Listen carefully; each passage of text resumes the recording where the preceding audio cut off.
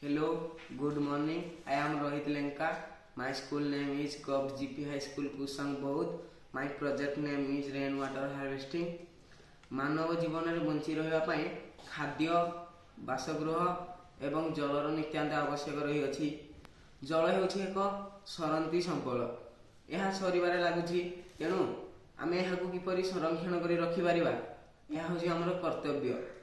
ମୁଁ ଉକ୍ତ ପ୍ରୋଜେକ୍ଟଟିରେ ବର୍ଷା ଦିନେ ଏକ ୱାଟର ଟ୍ୟାଙ୍କରେ ଜଳକୁ ସଂରକ୍ଷଣ କରି ରଖୁଅଛି ଏବଂ ଯେଉଁ ସମୟରେ କୃଷି କାର୍ଯ୍ୟରେ ଜଳର ଆବଶ୍ୟକ ହେଉଛି ସେ ସମୟରେ ମୁଁ ଏହି ୱାଟର ଟ୍ୟାଙ୍କରୁ କେନାଲ ଦେଇ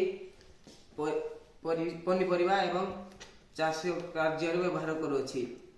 ଏହି କାର୍ଯ୍ୟ କରିବା ଦ୍ୱାରା ଆମର ଉଚ୍ଚମାନର କୃଷି ବା ଫସଲ ଉତ୍ପନ୍ନ ହେବ ଏବଂ ଜଳର କୌଣସି ଅଭାବ ଆଉ ଦେଖାଯିବ ନାହିଁ ବୋଲି ମୁଁ ଆଶା କରେ।